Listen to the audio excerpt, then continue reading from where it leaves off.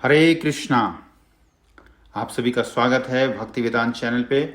और चैनल पे चर्चा का विषय है मन की शांति। ये अक्सर हम सुनने या महसूस करने को मिलता है कि मुझे मन की शांति नहीं मिलती।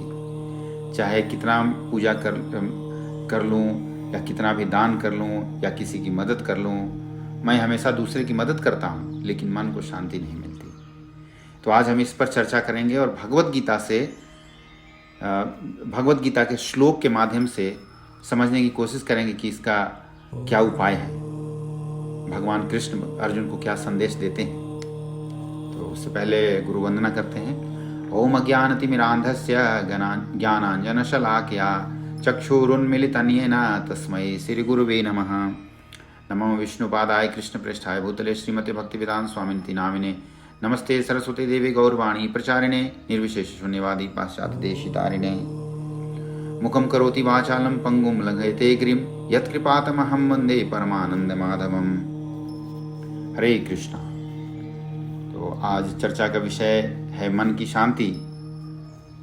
तो ये हमेशा देखते हैं कि चाहे कितना बड़ा बिजनेस हो या नौकरी हो, अच्छे पोजीशन पे काम करते हो, पर उन्हें मन की शांति नहीं मिलती। व्यक्ति हमेशा परेशान रहता है, अशांत रहता है। ऐसा लगता है जैसे कुछ कमी रह गई है पूजा करने में। मेरी पूजा जो ईश्वर तक नहीं पहुंच पा रही है, मेरे किए हुए दान या मदद पुण्य में नहीं बदल रहे हैं, और ऐसा लगता है कि सब कुछ करते हुए भी कुछ नहीं कर पा रहा हूं। हम सभी ये महसूस करते हैं। तो आज देखते हैं, 2 श्लोक हम लेते हैं।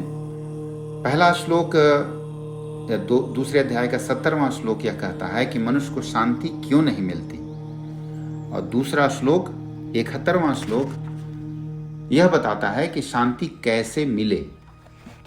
तो सबसे पहले पहला श्लोक, दूसरे अध्याय का 17वां श्लोक।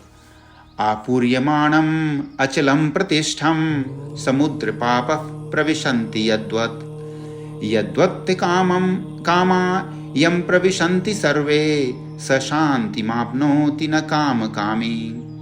श्री भगवान कहते हैं, जो मनुष्य समुद्र में निरंतर प्रवेश करते रहने वाली नदियों के समान इच्छाओं के निरंतर प्रवाह से विचलित नहीं होता और जो सदैव स्थिर रहता है, वही शांति प्राप्त करता है।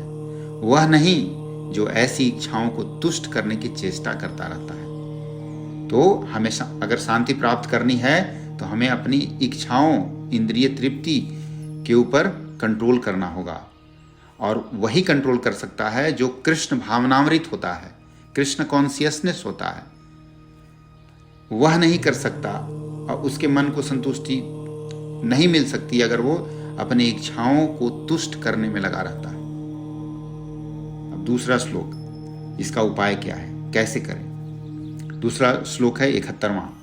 विहाय कामान्य सर्वान् पुमांश्चरति निस्पृहः निर्ममो निरहंकारस् स शांतिम अधिगच्छति। इसका तात्पर्य है, जिस व्यक्ति ने इंद्रिय तृप्ति के समस्त इच्छाओं का परित्याग कर दिया है, जो इच्छाओं से रहित रहता है, जिसने सारी ममता त्याग दी है तथा अहंकार रहित है, वही वास्तविक शांति को प्राप्त कर सकता है। अब इसको हम समझते हैं प्रैक्टिकल भाषा में। जैसे इसका मतलब यह हुआ कि जब हम कोई काम करते हैं, चाहे वो रोजमर्रा का काम हो या किसी की मदद करने का हो, यदि हम किसी भी तरह के स्वार्थ या अहंकार से भरकर करते हैं, तब हमें उस काम का सुकून नहीं मिलता। जैसे हम किसी की मदद करते हैं, देखा जाए तो यह अच्छा विचार है, मदद करना, किसी की मदद करना तो अच्छा विचार है, दान देना अच्छा विचार है। लेकिन इसके साथ हम यह भी सोचते हैं कि भाई मदद करने से हमारी वाहवाही होगी,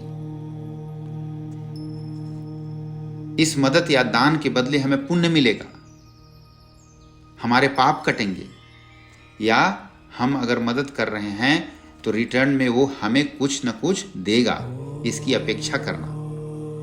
फिर हम निस्वार्थ भावना से दान या मदद नहीं कर रहे हैं। इसलिए हो सकता है कि हमें पुण्य तो मिल जाए लेकिन शांति नहीं मिलती।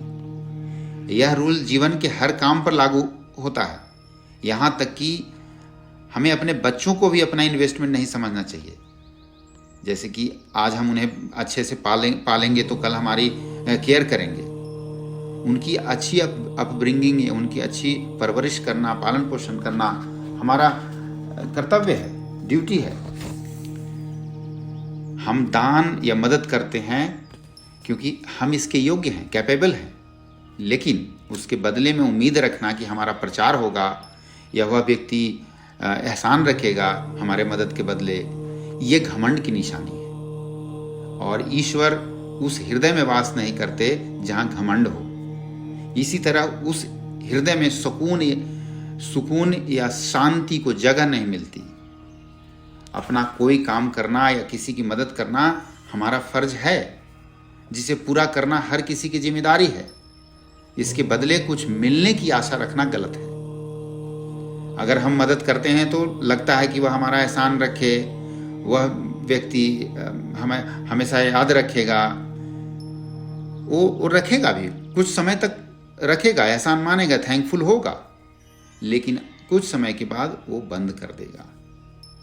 लेकिन हम चाहेंगे कि हमेशा हमेशा करते रहे, और ऐसा न होने पर दुख होगा।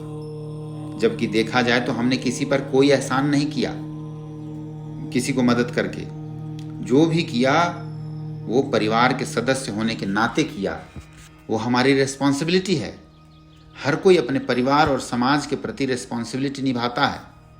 और जो पूजा पाठ करते हैं ये भी उस भगवान के प्रति फर्ज ही है, क्योंकि वो हमें मनुष्य के रूप में जन्म दिया है और इस धरती के सभी सुख भोगने का अवसर प्रदान किया है। हम अपनी पूजा का प्रदर्शन करके भी हम उस सुख से हाथ धो बैठते हैं। इसलिए कोई भी काम बिना घमंड और सेल्फिशनेस का करना चाहिए। सेल्फिशनेस नहीं होना चाहिए, तब मन पर किसी तरह का बोझ नहीं रहता, क्योंकि हम जानते हैं कि हमने अपना काम अच्छे से किया है। बाकी उसका फल जो भी मिले उसे ईश्वर और किस्मत पर छोड़ देना चाहिए। हमें स्वार्थ की भावना से कार्य नहीं करनी चाहिए, क्योंकि अगर इसमें कमी होगी तो हमारा सुकून छीन जाएगा, हमें शांति नहीं मिलेगी। इसलिए हमें भगवान श्री कृष्ण से प्रार्थना करनी चाहिए कि सभी को मन की शांति मिले और निरहंकारिता से, बिना कोई अहंकार के किसी की मदद करें, किसी की सहायता कर रहे हैं, कोई काम कर रहे हैं तो निरहंकार, बिना कोई अहंकार से, बिना कोई रिटर्न चाहे बिना कि कोई रिटर्न मिलेगा, ऐसे कोई इच्छा ना रह जाए। भगवान वही कह रहे हैं दूसरे 71वें श्लोक में कि कोई इच्छा, इंद्रिय तृप्ति की कोई इच्छा के बिना अगर कार्य करते हैं तभी हमें सुकून मिलता है। और ये तभी संभव है जब व्यक्ति कृष्ण भावनामृत हो। हमें कृष्ण कॉन्शियसनेस होना है।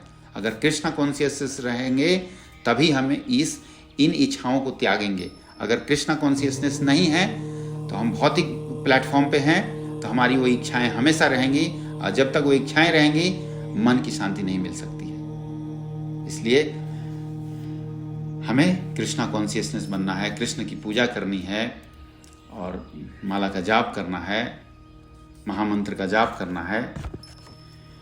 इसलिए आज चर्चा का विषय यहीं पे समाप्त करते हैं और महामंत्र का एक बार जाप करते हैं। हरे कृष्णा कृष्णा कृष्णा हरे हरे, हरे राम राम राम हरे हरे। हमें उम्मीद है कि इन 2 श्लोक से कुछ सीखने को मिलता है और कुछ लाभ होगा हम सभी को। और आगे इसी तरह की चर्चा लेके आएंगे, रियल टाइम प्रॉब्लम्स के ऊपर चर्चा करेंगे, भगवत गीता से समस्याओं का समाधान निकालेंगे और उस पर कोशिश करेंगे चलने को। तो आज यहीं पे समाप्त करते हैं। इसी तरह और सुनने के लिए सब्सक्राइब कर सकते हैं। Thank you very much. मिलते हैं नेक्स्ट वीडियो में। हरे कृष्णा।